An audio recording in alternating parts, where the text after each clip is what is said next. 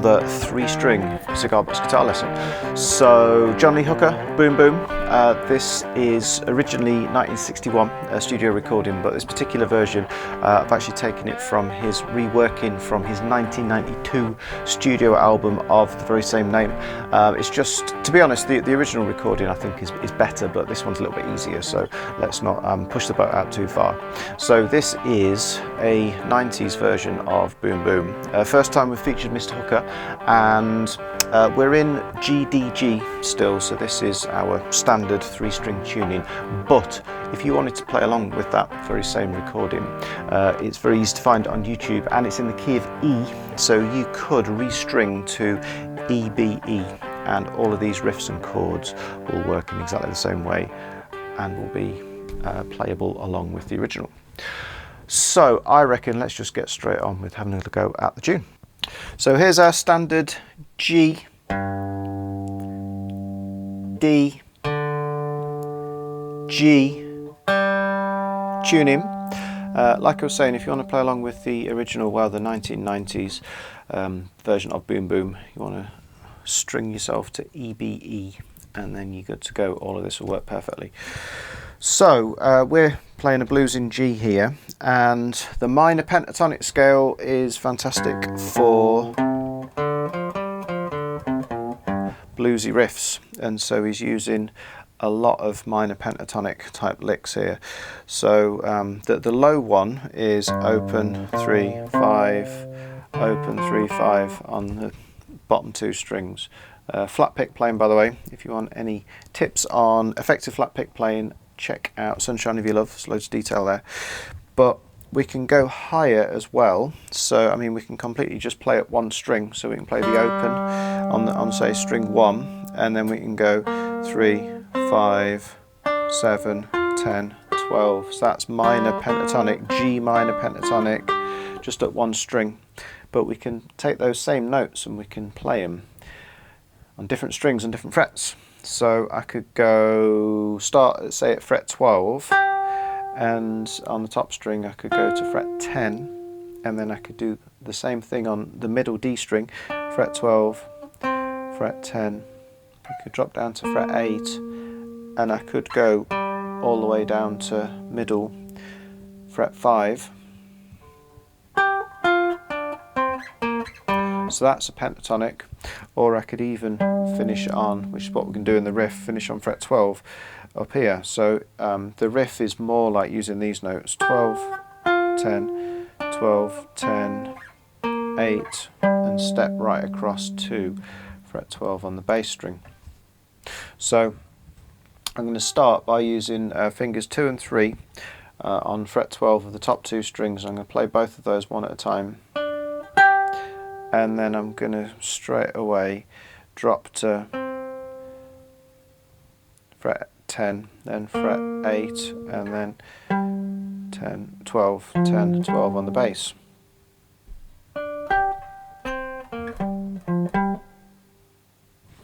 So close together, pair of notes here, and then shift down, fret 10, fret 8, play them, and then straight away shift back up to 12 and 10 on the bass. And we've got a swung shuffle to it.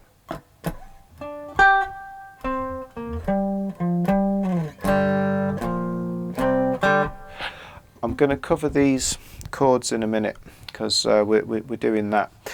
It's almost like a Green Onions vibe of all 3 of the chords in the blues, but there's basically only really 2 main riffs. So there's that one up there, so I'll cover the timing in a moment, but then the next one, so I could, instead of playing open G down here, I could start on fret 5 on the middle string, and I could go to frets 3 and 5 on the top string and carry on. But I'm only going to use a little portion of the scale here. And if you actually went like this, 5, 3, 5, 6, 7, that's actually a blues scale. So he uses that to nice effect. So I'm going to say start with me second finger. You can use your pinky finger here, or if you're a bit pinky averse you could use fingers 3, 2, 1. But basically I'm starting on fret 5 on the middle D string, and then I'm going up to fret 6 and 5 and 3 on the high string, and then back to the middle string, 5, 3, 5. We're starting off with fret 12 with fingers 2 and 3 on the top 2 strings, and play each of those notes once. There's a little bit of a gap, I'll do the timing in a minute. Do a quick step down to 10 and 8, and then step back across to 12, 10, 12.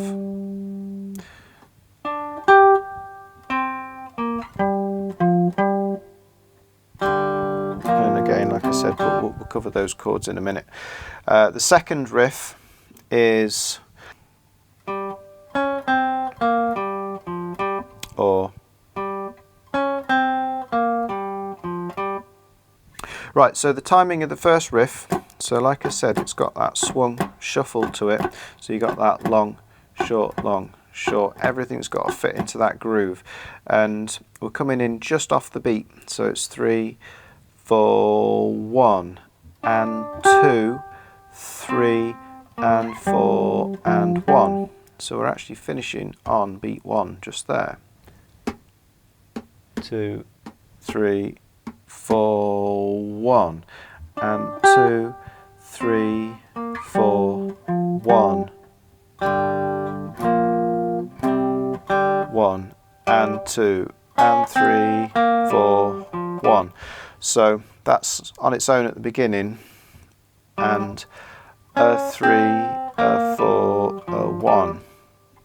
So you're always finishing your riffs on beat 1 just before you do the question and answer, the call and response thing with the bass chords. Now we're going to do a standard 12 bar structure, because I think that's what we're all used to on, again, that 90s version.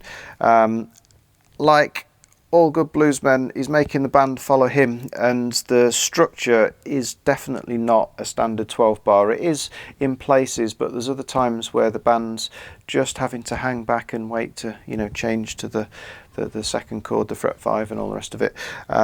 So we're going to learn a standard 12 bar, but then if you string up to EBE and you want to play along with John and the band from the 90s, then you can just like try and listen closely to see exactly when he's changing, and hopefully that will go well. But basically, for the bass chords, there's the main chord, open G, and then we're just literally playing a bar. So nice clamp across, squeeze down, try and cover all of the strings. Now because it's almost like a riff, I'm going to try and use my third finger to bar as well. If that's a nightmare, you can just try and move up and down quickly with your first finger, but same deal, you put the pressure on, don't you, from the bass to get a bar, and you basically open 3, 4, 5, sorry, open 3, 5, open. So that's your bass chords. You do that a couple of times from the G, and then when it changes to the next chord, which is C in this particular key,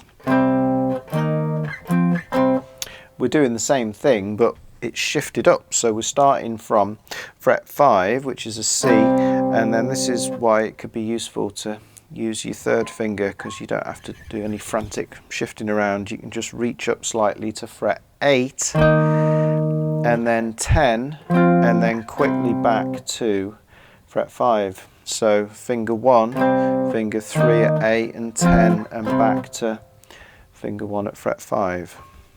And then it goes back to G. Then it goes to D, which is exactly the same, but 2 frets higher than the C. So we've got D, which is fret 7, so still the bar. Make sure that thumb follows the finger all the time, behind the first finger that is. 7, 10, 12, 7.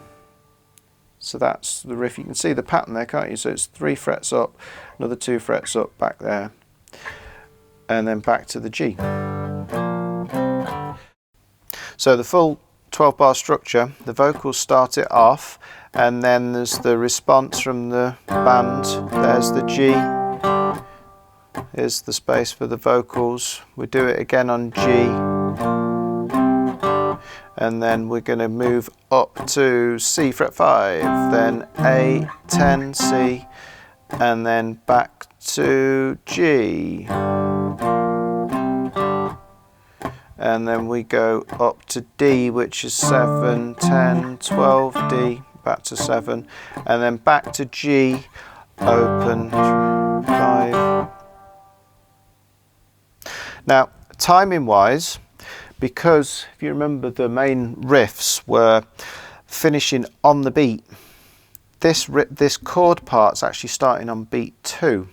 So it's 1, 2, 3, 4, but that's final, going back to where you started, that's not on the beat, it's coming in slightly early, so it would be 1, 2, 3, 4, and 2, 3, 4, 1, 2, 3, 4, and so I'm doing that with an upstroke just to get the timing. Same up here, 1, 2, 3, 4, and then same up here as well, 2, 3, 4, and. How do you piece them both together? Like this. So it's and 2, 3. So we've got to come in and 2 with the first notes of the riff. So it's 1, 2, 3, 4, 1, and 2, 3, 4, 1, 2, 3, 4, and 1, and a 3, 4, 1, 2, 3, 4, and.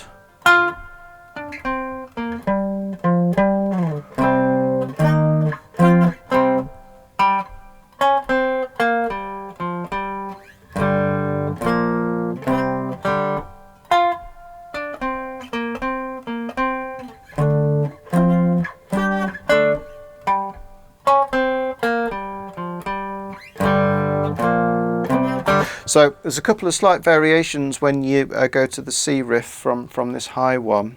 So instead of playing 2 notes there, just play a single sort of stab on fret 10 and play fret 10 with your first finger, and then 12, 10, 8, 10, 12, 10, 12, 12, 10, 8 on the middle string, and then go straight to C, and then for the G, the low G, you're always going to do that low one, fret 5, 6, 5, 3, and then we're going to do a very similar version of what you just had a look at 30 seconds ago for the D, but start on fret 10, 12, 10, 8, 10, 8, 10, and then go to the D bass, back to the low one, exactly the same.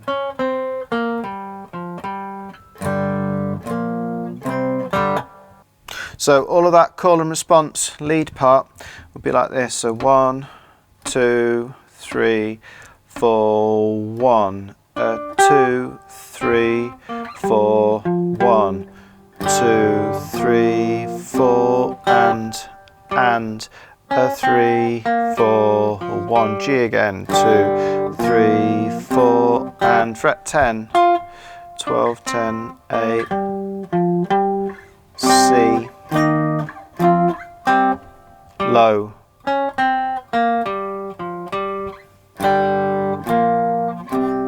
high, but finish on the middle string for D, back to low for the G. So if this is going well, and you want to try and put in the fancy bluesy elements like the slides and the pull-offs and stuff, then it will go a bit like this. So I'm going to use fingers 2 and 3, but I can slide into it maybe from 2 frets lower. Quite clipped this. I'm stopping the notes a lot. And then I'm going to use my 3rd finger and slide down quickly, what you call grace note slides, both of them, down to from 12 to 10, and then straight away there's a pull off. So I'm using finger 3, so I can pull off to 8, and then I'm going to pull off from 10 to 12. There is actually a couple of lessons on like lead techniques. So I'll put a link so you can check that out. The timing's the same though. Slide into this one here, but instead of making it more defined, we're going to turn that fret 6 into a grace note. And so that's a quick slide down, 3rd finger again, pull off to 3, and then pull off, slide in, slide down, slide into 10, and again that's on its own, so you can clip that, and then I can do a pull off slide there. So that's just play fret 12, pull off to 10, slide down, and that's a pull off there. Pull off there as well, 12 to 10. So slide in, clip it, pull off, slide, pull off. Same as before.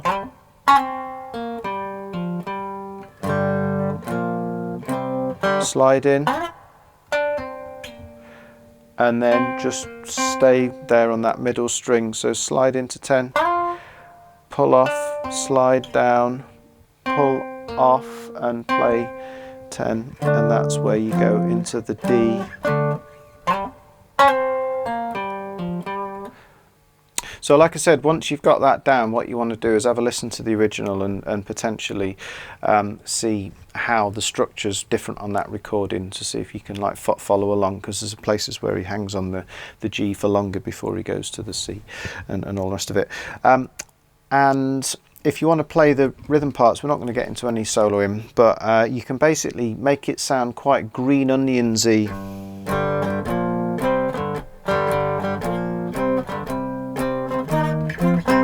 Using these same bass note chords, but just varying, making it less clipped and making it sort of ring out a bit more.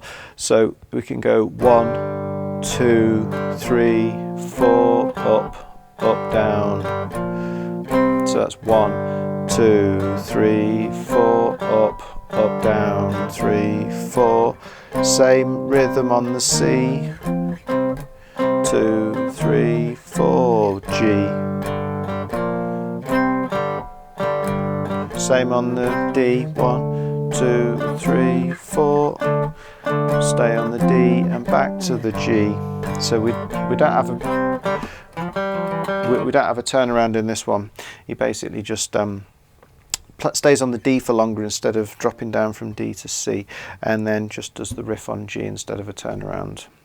So we've got 2, 3, 4. 1, 2, 3, 4, up, 2, 3, 4. Do it again. And then change to C.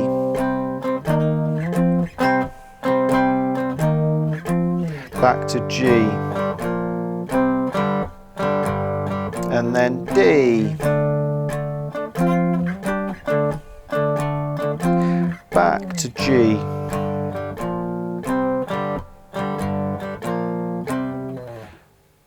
And that should give you a pretty good rendition of Boom Boom. Okay, so that's it. Have fun learning the tune, and we'll be back very soon. And we've still got a couple of 4-string lessons in the pipeline that I've not covered yet, a couple of sort of beginner chord ones. So watch this space for those amongst other classic cigar box guitar arrangements of fantastic famous tunes. So I will see you here again very soon on Coda Guitar.